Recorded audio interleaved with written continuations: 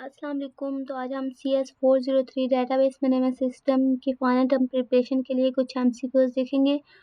तो चलते हैं फर्स्ट एमसीक्यू की तरफ। Which feature of database provides conversion from inconsistent state of database to a consistent state, की वो वाली डेटाबेस की स्टेट, वो वाला फीचर बताओ जो प्रोवाइड करता है क्या कन्वर्जन इनकंसिस्टेंट स्टेट से कंसिस्टेंट स्टेट में, क्या इंश्योर करते हुए कि डाटा बहुत कम लॉस हो। तो ये क्या होता है, रिकवरी सर्विस। जो रिकवरी सर्विस होता है ये डेटाबेस का ऐसा फीचर होता है जो प्रोवाइड करता है कन्वर्जन इनकंसिस्टेंट स्टेट से कंसिस्टेंट स्टेट में, क्या इंश्योर करते हुए कि डाटा जो है कम लॉस हो। नेक्स्ट एमसीक्यू हमारे पास क्या है कि which of the following statement is true about the views. Views को लेके हमारे पास कौन सी स्टेटमेंट ट्रू है, तो हमारे पास है कि the results of using a view are not permanently stored in the database, कि जो हमारे पास व्यू का रिजल्ट होता है वो परमानेंटली स्टोर नहीं होता डेटाबेस में। नेक्स्ट हमारे पास है कि which of the following is true about truncate. Truncate को लेके हमारे पास कौन सी स्टेटमेंट ट्रू है, तो ट्रंकेट जो होता है ये क्या करता है, ये रीसेट्स करता है identity of the table. Table की आइडेंटिटी को रीसेट कौन करता है, ट्रंकेट। ट्रंकेट की हेल्प से हम एक टेबल की आइडेंटिटी को रीसेट कर सकते हैं। आगे हमारे पास एमसीक्यू है, which of the following is correct way to find out the size of Cartesian product in case of cross join, कि हम क्या कार्टेशियन प्रोडक्ट के साइज को कैसे फाइंड आउट कर सकते हैं क्रॉस जॉइन में। तो इसके लिए हम क्या करते हैं, the number of rose in the first table multiply by the number of rose in the second table. एक टेबल के नंबर ऑफ रोज को हम दूसरे टेबल की रोज के साथ मल्टीप्लाई करते हैं, तो तब हम क्या क्रॉस जॉइन लेते हैं कार्टेशियन प्रोडक्ट। आगे हमारे पास एमसीक्यू है, सपोज देयर आर 8 रोज, कि हमारे पास अगर 8 रोज हैं और 4 कॉलम्स हैं इन टेबल 1, एक टेबल में 8 रोज हैं और 4 कॉलम्स हैं, 3 रोज एंड 4 कॉलम्स इन टेबल 2, और दूसरे टेबल में 3 रोज है और 4 कॉलम्स हैं। What is the size of the Cartesian product in case of cross join. ऊपर हम करके आए थे कि क्रॉस जॉइन की डेफिनेशन क्या होती है, अगर हमने उसका कार्टेशियन प्रोडक्ट लेना हो तो हम एक टेबल की रोज को दूसरे टेबल की रोज के साथ मल्टीप्लाई कर देते हैं। तो यहाँ पे क्या होगा कि हम क्या करेंगे, हम मल्टीप्लाई कर देंगे किसको, फर्स्ट टेबल की रोज 8 को मल्टीप्लाई करेंगे 3 के साथ। तो 8 को जब हम 3 के साथ मल्टीप्लाई करेंगे तो वो क्या हो जाएगा 24। तो इसका आंसर है 24। नेक्स्ट एमसीक्यू देखते हैं, which of the following is not one of the properties of transaction, की ट्रांजैक्शन की प्रॉपर्टीज में से इनमें से कौन सी ऐसी प्रॉपर्टी है जो ट्रांजैक्शन की प्रॉपर्टी में नहीं आता। एटोमिसिटी भी ट्रांजैक्शन की प्रॉपर्टीज में होती है, कंसिस्टेंसी भी और ड्यूरेबिलिटी, जबकि रिडंडेंसी जो होती है ये ट्रांजैक्शन की प्रॉपर्टीज में नहीं होती। तो इसका आंसर है रिडंडेंसी। नेक्स्ट एमसीक्यू देखते हैं, which of the following is incorrect about views, कि इनमें से कौन सी स्टेटमेंट है जो व्यूज को लेके इनकरेक्ट है। तो it is not possible to left out the data, कि ये पॉसिबल नहीं होता कि डाटा को लेफ्ट आउट किया जाए। विच is not required for a specific view, जो कि स्पेसिफिक व्यू के लिए रिक्वायर्ड नहीं होता, उस डेटा को हम लेफ्ट आउट करना पॉसिबल नहीं होता। तो ये क्या है, ये इनकरेक्ट स्टेटमेंट है व्यूज को लेके। आगे हमारे पास ये वाला एमसीक्यू जो है ये मिड टर्म में से आया हुआ है कि फैकल्टी और कोर्स के दरमियान क्या रिलेशन है। तो इनका क्या होता है, मैनी टू मैनी का रिलेशन होता है। तो इसका आंसर है मैनी टू मैनी। आगे हमारे पास एमसीक्यू है, which of the following is use to add और drop columns in an existing table. अगर हमारे पास पहले से मौजूद टेबल है उसमें हम क्या करना चाहते हैं, कॉलम्स को ऐड करना चाहते हैं और ड्रॉप करना चाहते हैं, तो किसकी हेल्प से हम कर सकते हैं, ये आल्टर की हेल्प से। आल्टर जो होता है ये एक ऐसा कीवर्ड है, एक ऐसी स्टेटमेंट है जिसको हम यूज करके क्या कर सकते हैं, हम पहले से मौजूद टेबल में कॉलम्स को ऐड भी कर सकते हैं और ड्रॉप भी कर सकते हैं। आगे हमारे पास दिया हुआ है question, which of the following is a correct way of selecting all the columns from a table called person. हमारे पास एक टेबल दिए हुए पर्सन नेम का, उसमें से हमने क्या करना है, उसके तमाम कॉलम्स को सिलेक्ट करना है। तो इसके लिए हम क्वेरी कैसे राइट करेंगे, तो इसके लिए हम लिखेंगे सिलेक्ट कीवर्ड, फिर उसके बाद हम स्टैटिक लगाएंगे। स्टैटिक इसलिए हम लगाते हैं कि हम तमाम कॉलम्स को सिलेक्ट करें, फिर फ्रॉम लगाएंगे और लास्ट में हम टेबल का नेम लिखते हैं, तो पर्सन, तो सिलेक्ट स्टैटिक फ्रॉम पर्सन्स।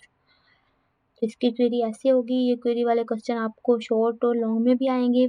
आगे हमारे पास है कि which of the following is not a feature of index sequential files, index sequential file का इनमें से कौन सा फीचर नहीं है। तो इसका ये फीचर नहीं होता कि track overflows and file overflow areas can not B ensure, के जो ट्रैक ओवरफ्लो एरिया होता है और फाइल ओवरफ्लो एरिया होता है उनको हम श्योर नहीं कर सकते, तो ये इसके इंडेक्स के फीचर में नहीं है। आगे हमारे पास क्वेश्चन नंबर 12 है, जो क्या दिया हुआ है हमारे पास, दो टेबल दिए हुए हैं। एक टेबल है स्टूडेंट नेम का, दूसरा है इंस्ट्रक्टर नेम का। स्टूडेंट नेम में उसका फर्स्ट नेम लास्ट नेम है, और इंस्ट्रक्टर में भी उसका ये एफ नेम का क्या मतलब है, फर्स्ट नेम और लास्ट नेम। तो हमें क्या दिया हुआ है कि इनमें से कौन सी स्टेटमेंट जो है वो करेक्ट है with respect to the relations given above, इनको लेकर। तो ये जो दो रिलेशंस हैं, the two relations are not union compatible, ये दोनों यूनियन कंपैटिबल नहीं है। क्यों नहीं है? क्योंकि इनके एट्रीब्यूट्स नेम जो है वो डिफर है। जो इनके एट्रीब्यूट्स है, यहाँ पे जो नेम लिखे हुए हैं, जैसे यहाँ पे जीवा, नाती, कुमारी, और ये वाला समान, कसुन, ये वाले जो नेम है, ये वाले जो एट्रीब्यूट्स हैं ये डिफर हैं दोनों के, तो इसलिए ये क्या होंगे, ये यूनियन कंपैटिबल नहीं है। आगे हमारे पास क्या है MCQ, which of the following serves as a milestone और reference point in the log file, के लॉग फाइल में ऐसी कौन सी स्टेटमेंट यहाँ पे है जो सर्व करती है माइलस्टोन भी और रेफरेंस पॉइंट भी। तो वो क्या होता है, चेक पॉइंट्स। इसका आंसर है चेक पॉइंट्स। चेक पॉइंट्स जो होते हैं ये सर्व करते हैं माइलस्टोन के तौर पर भी और रेफरेंस पॉइंट के तौर पर भी, किसमें, लॉग फाइल में। तो इसका आंसर है चेक पॉइंट्स। नेक्स्ट एमसीक्यू हमारे पास क्या है, which of the following is not true regarding database transactions.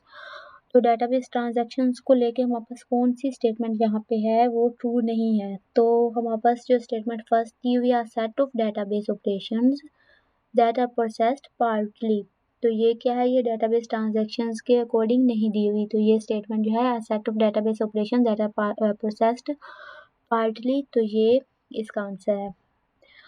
आगे हमारे पास एमसीक्यू है, which of the following are the general activities, कि इनमें से कौन सी जनरल एक्टिविटीज हैं which are perform during the development of application programs, कि जब हम डेवलपमेंट करने लगते हैं एप्लीकेशन प्रोग्राम्स की, तो उसकी परफॉर्मेंस में ऐसी कौन सी एक्टिविटीज़ हैं जो इन्वॉल्व होती हैं। तो वो होती है data input programs, data input programs भी होता है, एडिटिंग भी होती है और डिस्प्ले भी होता है। तो ये तीनों के तीनों होते हैं, तो इसलिए इसका आंसर क्या होगा, all of the given options. Next हमारे पास है क्वेश्चन नंबर 16। तो ये क्या है कि browser based forms are developed in the following tools except, कि ब्राउज़र बेस्ड फॉर्म्स हमारे पास जो होते हैं वो इन तमाम टूल्स में पाए जाते हैं, इन तमाम टूल्स में डेवलप होते हैं एक्सेप्ट किसके सिवाय। तो HTML में भी ब्राउज़र बेस्ड फॉर्म्स होती हैं, और स्क्रिप्टिंग लैंग्वेज भी ब्राउज़र बेस्ड फॉर्म होती है, और फ्रंट पेज भी ब्राउज़र बेस्ड फॉर्म होती है। जबकि वेब बेस्ड फॉर्म जो होते हैं ये क्या होते हैं, ये नॉन ब्राउज़र बेस्ड फॉर्म होते हैं।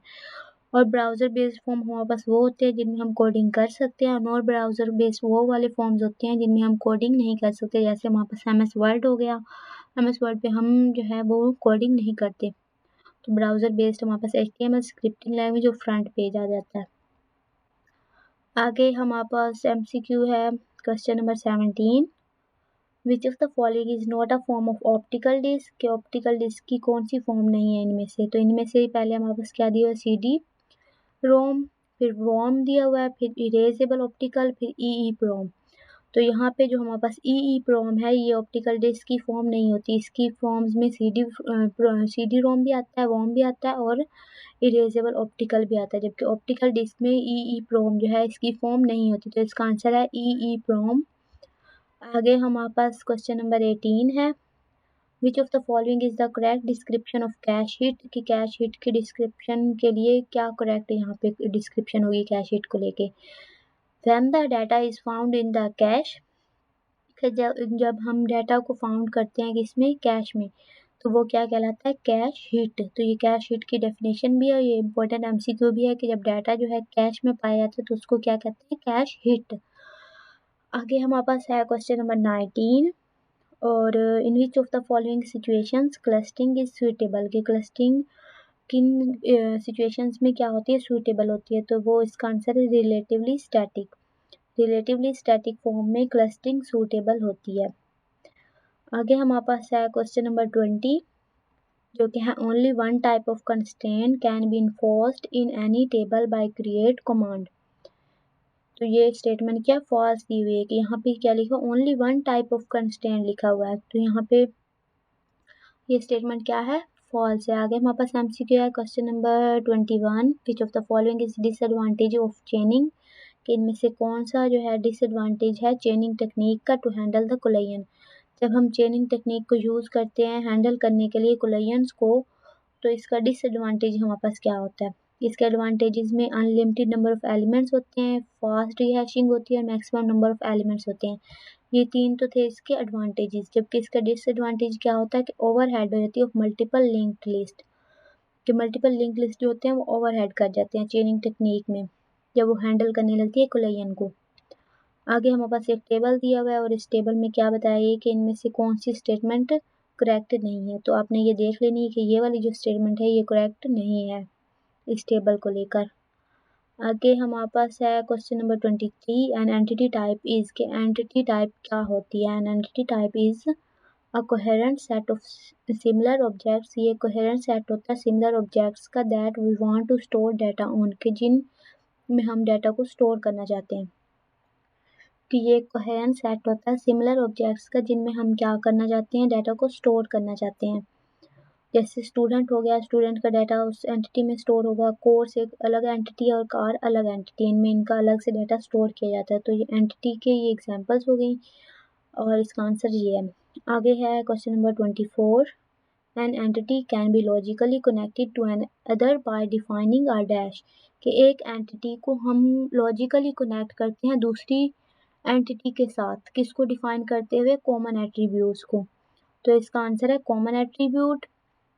आगे है question number 25, you can't modify more than one table at a time through a view, कि आप एक टेबल में एक टाइम में एक व्यू में हम क्या कर सकते हैं कि हम एक से ज़्यादा टेबल को मॉडिफाई नहीं कर सकते। तो ये ट्रू स्टेटमेंट है कि व्यू के ज़रिए हम क्या करते हैं, एक ही टाइम में एक से ज़्यादा टेबल को मॉडिफाई नहीं कर सकते, सिर्फ एक टेबल को ही एक टाइम में हम मॉडिफाई कर सकते हैं।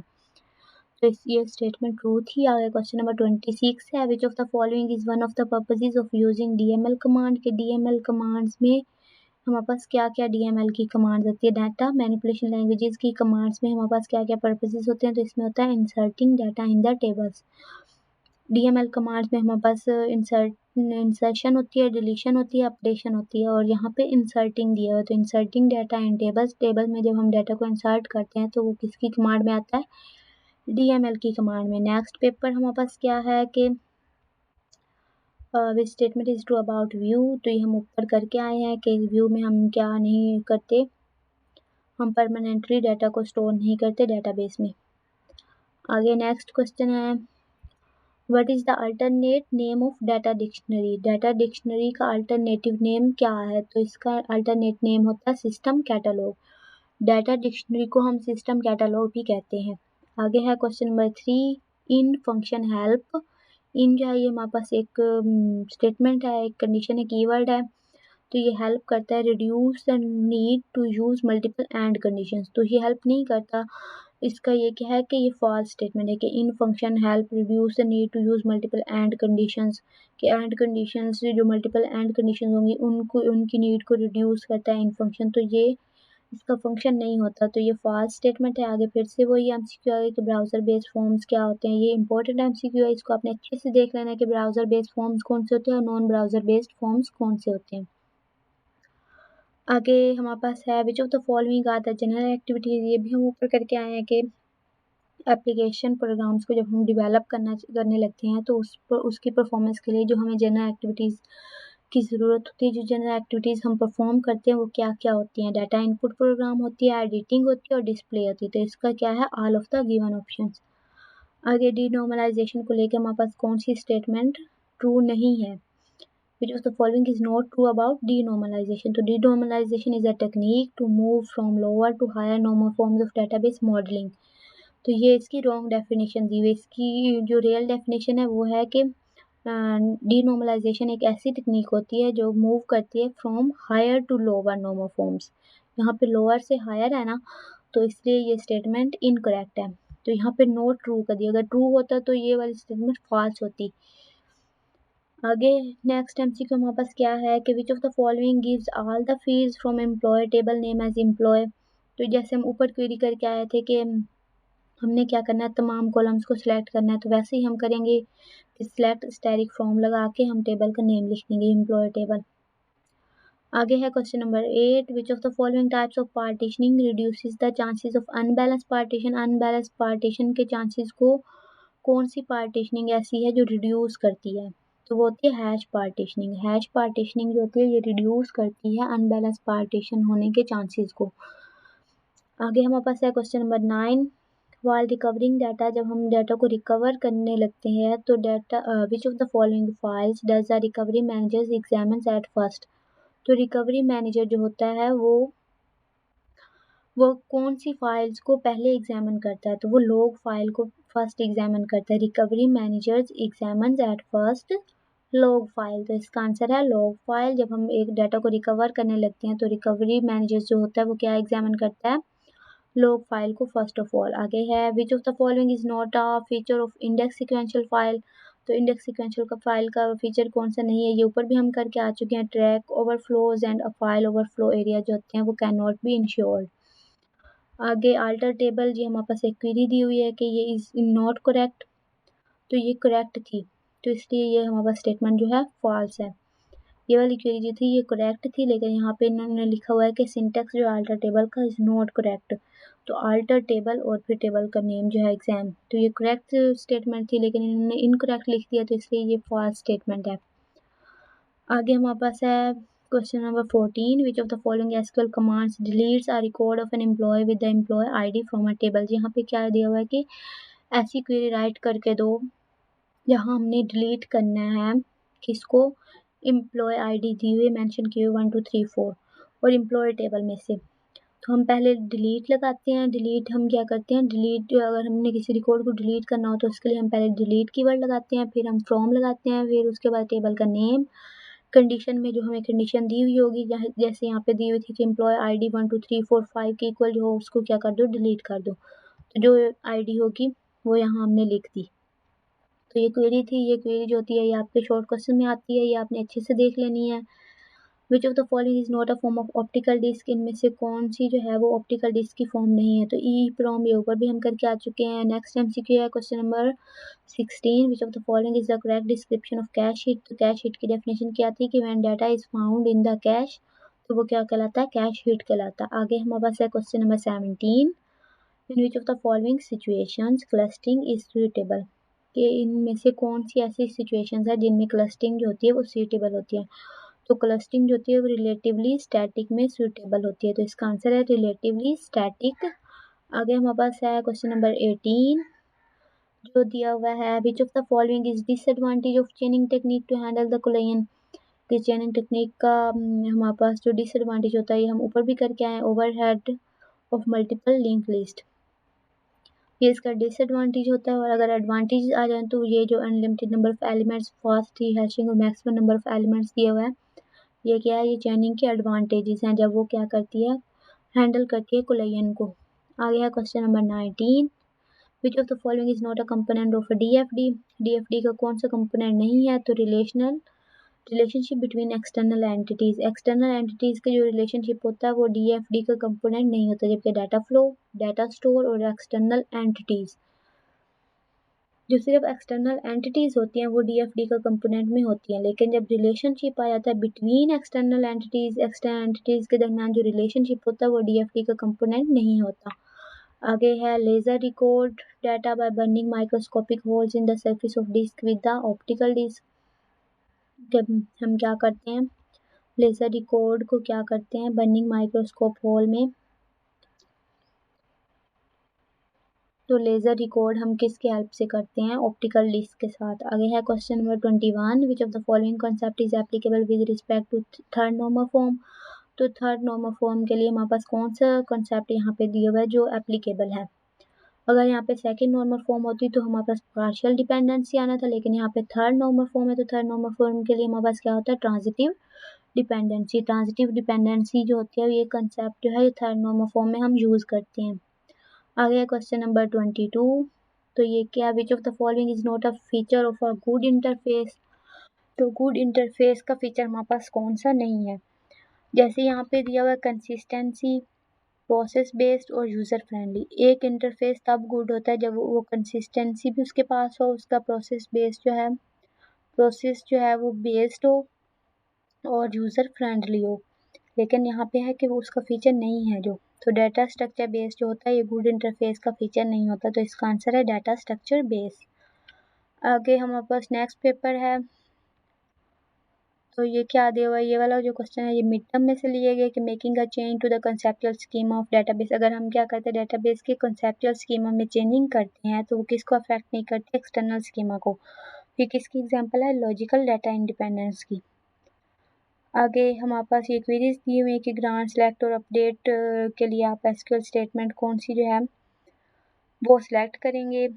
आगे है क्वेश्चन नंबर 3 में क्या, which keyword is available in SQL to enforce referential integrity. तो रेफरेंशियल इंटीग्रिटी को इन्फोर्स करने के लिए हम क्या एसक्यूएल कीवर्ड यूज़ करते हैं, वो प्राइमरी की। तो इसका आंसर है प्राइमरी की। आगे हमारे पास है question number 4, which of the following statement are data definition language command. Data definition language command में हमारे पास कौन सी स्टेटमेंट है, तो इसका ट्रंकेट है। अगर यहाँ पे डाटा मैनिपुलेशन लैंग्वेज होती तो उसमें इंसर्ट भी यूज़ होता है उसकी कमांड में, अपडेट भी और ग्रांट भी। जबकि डाटा डेफिनेशन लैंग्वेज के लिए जो हम कमांड यूज़ करते हैं वो होती है ट्रंकेट। तो इसका आंसर है ट्रंकेट। आगे है क्वेश्चन नंबर 5 जो दिया हुआ, how many cluster indexes do each database table have. कि हर डेटाबेस टेबल के पास कितने क्लस्टर इंडेक्स होने चाहिए, तो इसका आंसर है 1। हर डेटाबेस टेबल के पास सिर्फ एक ही क्लस्टर इंडेक्स होना चाहिए, तो इसका आंसर है 1। आगे है question number 6, which of the following is true about delete command. Delete command को लेकर हमारे पास कौन सी स्टेटमेंट ट्रू दी हुई है, तो हमारे पास जो है can be rolled back. Delete command को हम क्या करते हैं, रोल बैक कर सकते हैं, तो इसका आंसर है कैन बी रोल्ड बैक। आगे है question number 7, which of the following will be deleted related to a table if you use truncate command. अगर आप ट्रंकेट कमांड को यूज़ करते हुए किसी टेबल में से किसी डाटा को डिलीट करना चाहते हैं तो उसमें से क्या डिलीट होगा, तो all rows in a table. Truncate command को हम यूज़ करते हुए टेबल्स की तमाम रोज को डिलीट कर सकते हैं, all rows in a table. आगे है question number 8, which of the following is not true about denormalisation. तो ये हम ऊपर भी करके आ चुके हैं कि डीनॉर्मलाइजेशन की डेफिनेशन होती है कि वो हायर से लोअर की तरफ जो होती है मूव करती है। यहाँ पे है lower to higher normal forms, तो ये नॉट ट्रू है। आगे है question number 9, which of the following is not a feature of transaction. कि इनमें से कौन सा जो है वो फीचर नहीं है ट्रांजैक्शन का। तो ट्रांजैक्शन जो होती है dependent on other concurrent transaction, तो ये डिपेंड नहीं करती दूसरे कंकरेंट ट्रांजैक्शंस पे, तो ये इसका फीचर नहीं है। यहाँ पे डिपेंडेंट दिया हुआ है तो ये इसका फीचर नहीं होगा। आगे है question number 10, which of the following gives all the fields employee table. ये हम ऊपर भी करके आ चुके हैं कि एम्प्लॉय के हमने क्या करना है, तमाम फील्ड्स को सिलेक्ट करना है एम्प्लॉय टेबल में से, तो उसके लिए हम कैसे क्वेरी राइट करते हैं, तो ऐसे हम राइट करते हैं। आगे है ये हम ऊपर करके आ चुके हैं क्वेश्चन नंबर 11, ये हमने नहीं करा। Suppose there are 4 fields in a table named customer. एक हमारे पास टेबल है उसके 4 फील्ड्स हैं और कस्टमर के ये जो फील्ड्स हैं इनके नेम है कस्टमर आईडी, उसका फर्स्ट नेम, उसका लास्ट नेम और phone. Which of the following gives all the information of customer in the table whose last name is Ali. हमारे पास कंडीशन क्या दी हुई है कि जिसका लास्ट नेम अली हो उसको क्या कर दो, सिलेक्ट कर दो कस्टमर टेबल में से। तो इसके लिए हम पहले लगाएंगे सिलेक्ट, फिर स्टैरिक, फिर फ्रॉम, फिर टेबल का नेम, फिर आगे हम कंडीशन दे देंगे last name equals to Ali. तो अली के साथ हमने ये जो ऊपर लगाए हैं ये आपने देख लेना कि कैसे सेम ऐसे ही आपने वहाँ पे अपनी क्वेरी में लिखना है। अच्छे से देख लीजिएगा। आगे नॉर्मलाइजेशन दी हुई है कि नॉर्मलाइजेशन की करेक्ट स्टेटमेंट क्या है। Process of normalization through decomposition must achieve the dependency reservation property. तो ये आपके पास नॉर्मलाइजेशन की सिंपल सी डेफिनेशन दी हुई है, ये आपने देख लेनी है। और फिर हमारे पास है which is not true with respect to denormalization. Denormalization को लेकर हमारे पास कौन सी वैल्यू जो है, कौन सी स्टेटमेंट जो है वो इनकरेक्ट है। तो denormalization takes place before the normalization process. यहाँ पे लिखा हुआ है कि डीनॉर्मलाइजेशन जो होती है ये नॉर्मलाइजेशन प्रोसेस से पहले होती है, जबकि डीनॉर्मलाइजेशन नॉर्मलाइजेशन प्रोसेस के बाद में होती है। तो यहाँ पे आफ्टर होना चाहिए था, तो इसलिए ये इसकी नॉट ट्रू स्टेटमेंट है।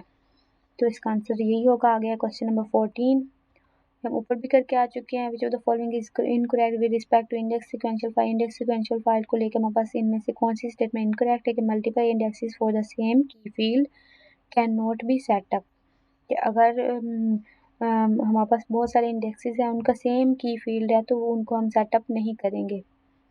तो वो हमारे पास नहीं होंगे। आगे है question number 15, which of the following types of partitioning, कि इनमें से कौन सी पार्टीशनिंग की टाइप है जो रिड्यूस करती है अनबैलेंस पार्टीशन होने के चांसेस को। तो वो हैश पार्टीशनिंग होती है, ये ऊपर भी हम करके आ चुके हैं। आगे DML commands are used for, DML commands को हम किसके लिए यूज़ करते हैं, इंसर्टिंग डाटा इनटू डेटाबेसेस, ये भी हम करके आ चुके हैं। आगे है हमारे पास क्या दिया हुआ, ये सारी स्टेटमेंट आपने पढ़ लेनी है, बहुत ज़्यादा कोई इम्पोर्टेंट नहीं है। आगे दिया हुआ है कि structure constraint of relationship type refer to, कि स्ट्रक्चर कंस्ट्रेंट क्या होता है, whether the existence of an entity type depend on it being related to another entity, के जो एग्जिस्टेंस होगी एक एंटिटी की वो दूसरी एंटिटी पे डिपेंड कर रही होगी, तो वो क्या होती है, स्ट्रक्चर कंस्ट्रेंट का रिलेशनशिप कहलाती है। आगे हमारे पास क्या दिया, विच of the following, question number 23 देखते हैं, which of the following is not true regarding indexes, indexes को लेके हमारे पास इनमें से कौन सी स्टेटमेंट जो है वो ट्रू नहीं है। तो it can not be created on composite attributes, तो ये वाली स्टेटमेंट जो है ये इंडेक्सेस को लेकर ट्रू नहीं है। क्वेश्चन नंबर 22 भी देख लेते हैं, what is the impact of setting multiple indexes for the same की इंडेक्स सिक्वेंशियल फाइल्स, कि जब हम क्या करते हैं मल्टीपल इंडेक्सेस को सेटअप करते हैं एक सेम की के साथ, तो उसका हमारे पास क्या इम्पैक्ट होगा जब एक सेम की होगी मल्टीपल इंडेक्सेस के लिए सिक्वेंशियल फाइल में, तो वो क्या होगा, इट इंक्रीजेज एफिशिएंसी। अगर हमारे पास मल्टीपल इंडेक्सेस होंगे तो एफिशिएंसी भी इंक्रीज होगी इसमें इंडेक्स सिक्वेंशियल फाइल में, तो इसका आंसर है इट इंक्रीजेज एफिशिएंसी। आगे है question number 24, while recovering data recovery manager examine, जब हम एक डाटा को रिकवर करने लगते हैं तो रिकवरी मैनेजर क्या एग्जामिन करता है, पहले वो करता है लॉग फाइल को एग्जामिन, हम ऊपर भी करके आ चुके हैं। आगे है question number 25, the main memory of a computer system, जो कंप्यूटर सिस्टम की मेन मेमोरी होती है उसको हम क्या कहते हैं, is also known as RAM, उसको रैंडम एक्सेस मेमोरी भी कहते हैं। रैंडम एक्सेस मेमोरी जो होती है वो मेन मेमोरी होती है कंप्यूटर सिस्टम की। आगे है question number 26, dash is a control that enable user to select one option from an associated list, इनमें से ऐसा कौन सा सिस्टम है, ऐसा कौन सी स्टेटमेंट जो कंट्रोल करती है यूजर्स को कि वो सिलेक्ट करें एक ही ऑप्शन एसोसिएटेड लिस्ट में से, तो ये होता है कॉम्बो बॉक्स। कॉम्बो बॉक्स एक ऐसा सिस्टम होता है जो कंट्रोल करता है यूजर को, जो इनेबल करता है यूजर को वो सिलेक्ट करें एक ही ऑप्शन एसोसिएटेड लिस्ट में ही, user can also type an option. आगे है question number 27, dash decodes data by burning microscope hole, हम ऊपर भी करके आ चुके हैं, ऑप्टिकल डिस्क इसका आंसर है। आगे which of the following is not generally the aim of data partitioning and placement of data, तो ये इसका एम नहीं होता डाटा पार्टीशनिंग का, मर्जिंग डिफरेंट रिलेशंस। आगे है अल्टर टेबल के लिए हमारे पास स्टेटमेंट दी हुई है, ट्रू है या नहीं, तो ये फॉल्स स्टेटमेंट दी हुई है। इन लोगों ने लिखा है कि ये वाला अल्टर स्टेटमेंट टेबल है, इसका जो सिंटेक्स है ये इनकरेक्ट है, नॉट करेक्ट, जबकि ये क्या था, करेक्ट था, तो इसलिए ये क्या होगी, फॉल्स स्टेटमेंट है। तो ये वीडियो सिर्फ इतनी ही थी, अगर आपको वीडियो अच्छी लगी हो तो मेरे चैनल को सब्सक्राइब कर दें, वीडियो को लाइक और शेयर कर दें। थैंक यू सो मच, अल्लाह हाफिज़।